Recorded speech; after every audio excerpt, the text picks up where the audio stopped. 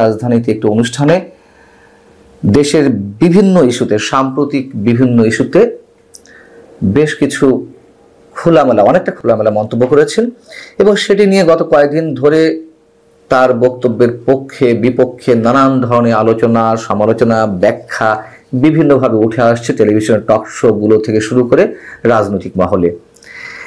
এখন টেলিভিশনের টক শোগুলোতে সাধারণত একটু বোদ্ধা শ্রেণী মানুষেরা যান, তাই না? আর রাজনৈতিক মহলে যে আলোচনাগুলো হচ্ছে সেখানে তো নিশ্চয়ই অভিজ্ঞ মানুষরাই আলোচনায় তারা যে যার মতো করে আলোচনা করছেন, কিন্তু সাধারণ মানুষ আসলে কি ভাবছেন তাদের মন্তব্যগুলো তো আর টেলিভিশনে তুলে আনা হয় না। তা আমি সেই জায়গা থেকে চেষ্টা করেছি যে এই যে ইউটিউব চ্যানেলটি মানচিত্র, সেখানে অনলাইনে ভোটের ব্যবস্থা করেছিলাম। সেখানে প্রশ্ন ছিল সেনাপ্রধান জেনারেল ওয়াকারের বক্তব্যকে ঘিরে পক্ষে বিপক্ষে গত কয়েকদিনে নানান ধরনের আলোচনা সমালোচনা হচ্ছে। সার্বিকভাবে আপনি কি জেনারেল ওয়াকারুজ্জামানের বক্তব্যকে সমর্থন করেন? যেহেতু তিনি ওই দিন নির্বাচন ইস্যুর কথা বলেছিলেন, কতদিনের মধ্যে নির্বাচন হওয়া উচিত, সর্বোচ্চ 18 মাস, তার চেয়েও এই বছরের ডিসেম্বরে হওয়া উচিত, আইন শৃঙ্খলা পরিস্থিতির অবনতি কেন ঘটলো, বিডিআর হত্যাকাণ্ড নিয়ে নানান ধরনের প্রশ্ন তিনি তুলেছিলেন। পাশাপাশি নিজেদের মধ্যে যে অন্তর্দ্বন্দ্ব রাজনৈতিক দলগুলোর মধ্যে, তাতে স্বাধীনতা সার্বভৌমত্ব বিপন্ন হতে পারে, এইসব প্রসঙ্গ তিনি এনেছিলেন। তো সেই জায়গা থেকে যে ভোটের আয়োজনটি করেছিলাম তাতে ভোট দিয়েছেন 32,000 মানুষ। এর মধ্যে যারা জেনারেল ওয়াকারুজ্জামানের সেদিনের গত 25 ফেব্রুয়ারি বক্তব্যকে সমর্থন করছেন তাদের হার 83%, 100%-এর মধ্যে, অর্থাৎ 26,560 জন তার পক্ষে মত দিয়েছেন, পক্ষ অবলম্বন করেছেন। আর যারা জেনারেল ওয়াকারুজ্জামানের বক্তব্য সমর্থন করছেন না এমন ভোটদাতার সংখ্যা 4,480 জন, অর্থাৎ মাত্র 14% মানুষ তার বক্তব্যের বিরুদ্ধে অবস্থান নিয়েছেন। আর ভোটদানের বিরোধে থেকেছেন বা মন্তব্য নেই কোনো ধরনের, এরকম ব্যক্তির সংখ্যা 4%। তো যারা তার পক্ষে বিভিন্ন ধরনের মন্তব্য করেছেন, এই ভোটে 200-এর উপরে কমেন্ট করেছে, শত শত কমেন্ট করেছে। যারা পক্ষে দিয়েছেন, যারা বিপক্ষ দিয়েছেন, তাদের কিছু গুরুত্বপূর্ণ মন্তব্য এখানে তুলে আনতে চাই। আজকে আমার আর কোনো ধরনের মন্তব্য নাই দিলাম এই ইস্যুতে। এখানে একজন মন্তব্য করছেন যে 1971 রক্ষা করতে হলে সেনাবাহিনীকে অবশ্যই কঠোর এবং বাস্তবসম্মত উপায় খুঁজে বের করতে হবে, না হলে দেশ ধ্বংস হয়ে যাবে। মোহাম্মদ ইব্রাহিম নামের একজন দর্শক তিনি মন্তব্য করছেন, সত্যি সেনাপ্রধান একজন বিচক্ষণ ও দায়িত্বশীলতার সাথে দেশকে সার্বিক পরিস্থিতি পর্যবেক্ষণে রেখেছেন। কাজী গোলাম মাওলা স্বপন তিনি লিখছেন, though it's late, the army chief's speech is extraordinary. আরো একজন লিখছেন, যার নামটি ঠিক কোড নাম ইউজ করা, এই জন্য সেটা উল্লেখ করছে না। এখানে বলা হচ্ছে জেনারেল ওয়াকারের এর আগেই অনেক শক্ত হাতে দেশে হাল ধরার দরকার ছিল।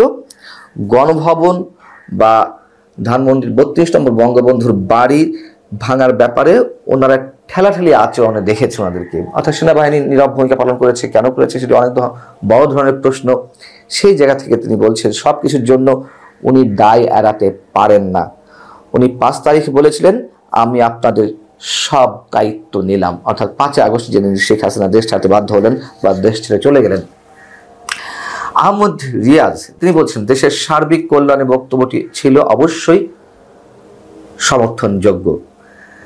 নুসরাত জাহান বিনা তিনি লিখছেন, তিনি একজন সত্যিকারের দেশপ্রেমিক। আর একজন লিখছেন, এরকম কোড নেম, নামটি উচ্চারণ নাই করলাম, লেখা এখানে, বিশেষ করে জঙ্গিরাই এই সেনা প্রধানের বক্তব্যের বিরোধিতা করছে, অর্থাৎ যারা বাংলাদেশের বিরুদ্ধে অবস্থান করছে, কথিত ইসলামিক রাষ্ট্র কায়েম করতে চায়, তারাই সেনা প্রধানের বক্তব্যের বিরোধিতা করছেন।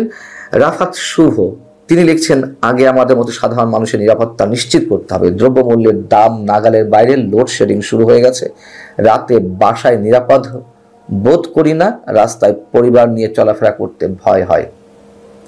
বাস্তবতা এটাই। ওয়াহাব শেখ তিনি তার বক্তব্য লিখছেন যে সেনাপ্রধানের বক্তব্যের অংশ বিশেষ সঙ্গে একমত, তবে দেশের এই অবস্থার জন্য তিনিও দায়ী। 5 আগস্ট তিনি দায়িত্ব নিয়েছিলেন কিন্তু নিরাপত্তা দেননি। সব জায়গাতেই লুটতরাজ, সেনাবাহিনী চেয়ে চেয়ে দেখছে। 450টি থানা লুট হয়েছে, পুলিশ মেরেছে, উনি কিছুই করেননি, সেনাবাহিনী দেখছে। আসলে সেনাবাহিনী তো ইচ্ছা করলেই সবকিছু করতে পারে, যদিও তাদের হাতে এখন ম্যাজিস্ট্রেসি ক্ষমতা। আর পুলিশ মারার বিষয়টি তখন তো সেনাবাহিনী ম্যাজিস্ট্রেসি ক্ষমতা নিয়ে আসলে রাজপথে নামেনি, আমি যতদূর মনে পড়ে, যদি আমার ভুল না হয়ে থাকে। এমডি মাহমুদ তিনি লিখছেন দেশের বর্তমান পরিস্থিতিতে সেনাপ্রধানের বক্তব্য খুবই প্রয়োজন ছিল। আমার ধারণা সেনাপ্রধানের এই বক্তব্য 99% মানুষের মধ্যে আশার প্রদীপ জ্বেলেছে। বোরহান উদ্দিন লিখছেন সেনাবাহিনীকে দ্রুত অ্যাকশনে যাওয়া প্রয়োজন।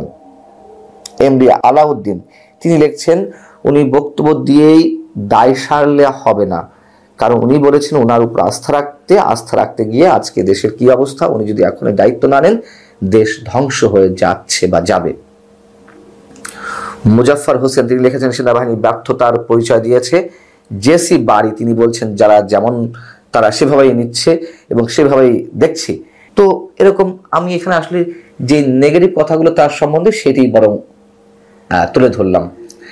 পক্ষেও যারা বলেছে তাদের কিছু মন্তব্য তুলে ধরেছে এবং খুব স্বাভাবিকভাবে তার পক্ষে ভোট পড়েছে 24,560টি ভোট আর বিপক্ষে 4,480। তো এটি তো বাস্তবতা। তাকে নিয়ে যে ধরনের মন্তব্য গত কয়েকদিন ধরে শোনা যাচ্ছে, যে যেভাবে পারছে নিজের মতো করে মন্তব্য করছে, এবং আমি একটি কন্টেন্ট করেছিলাম যে দুপক্ষের কাছেই তিনি এখন অভিন্ন শত্রু বা কমন শত্রু। যারা আওয়ামী লীগ তারা মনে করছে তার কারণে দেশ থেকে শেখ হাসিনা দেশ ছাড়তে বাধ্য হয়েছেন, যারা আবার সরকার এবং সরকারের সমর্থক অন্তর্বর্তী সরকারের তারা মনে করছে যে না তাদের সাথে সেনাপ্রধান বোধহয় বিট্রে করছে, তারা আওয়ামী লীগের পক্ষেই তিনি কাজ করছেন। বাস্তবতা হচ্ছে সেনাপ্রধান দেশের স্বার্থে মুখ খুলতে বাধ্য হয়েছেন এবং এই ভোটের মাধ্যমে সেটি প্রমাণিত হয়েছে। এখন বিষয় হচ্ছে কি যে যেমন নোবেল বিজয়ী অর্থনীতিবিদ অমর্ত্য সেন তিনিও একটি মন্তব্য করেছেন গত রোববার। তিনি বলেছেন তিনি বাংলাদেশকে নিয়ে উদ্বিগ্ন, বাংলাদেশকে নিয়ে ব্যথিত। ডক্টর মোহাম্মদ ইউনূসের প্রশংসা করেছেন যে তিনি একজন সামর্থ্যবান মানুষ, তিনি ধর্মনিরপেক্ষ মানুষ, তিনি সফল হবেন আশাবাদ ব্যক্ত করেছেন। তবে তাকে অনেক দূর যেতে হবে, এই অনেক দূর যাওয়াটা অবশ্যই অনেক অনেক অনেক চ্যালেঞ্জিং। অর্থনীতিবিদ অমর্ত্য সেন তো আর কারোর পেইড এজেন্ট না, তাই না? এবং তিনি সমাজকে দেখেন অর্থনীতির দর্শনে, অর্থনীতিকে দেখেন সমাজের দর্শন থেকে। তার যে দারিদ্রতা নিয়ে গবেষণা বিশ্বব্যাপী, এগুলো তো আমরা জানি, তিনি অনেক বিতর্কে ঊর্ধ্বে। কিন্তু বাস্তবতা হচ্ছে এটি। আমি অমর্ত্য সেনের প্রসঙ্গটা এই জন্যই নিয়ে আসলাম, বর্তমানে কি অবস্থা চলছে তিনিও কথা বলেছেন, মুখ খুলেছেন, সেনাপ্রধান মুখ খুলতে বাধ্য হয়েছেন। আমরা জানি না সামনে আমাদের জন্য কি দিন অপেক্ষা করছে, তবে সেনাপ্রধান যে কথাগুলো বলেছেন অবশ্যই আমিও যেই 83% মানুষ তার পক্ষে মন্তব্য করেছেন তাদের সাথেই আমি থাকতে চাই। এই মুহূর্তে সেনা শাসন কোনো অবস্থাতেই আমরা কামনা করি না, যে কথা অমর্ত্য সেন উল্লেখ করেছেন। তবে দেশের সার্বিক নিরাপত্তার জন্য সঠিক একটি লাইনে তোলার জন্য সেনাবাহিনীর ভূমিকা অনস্বীকার্য।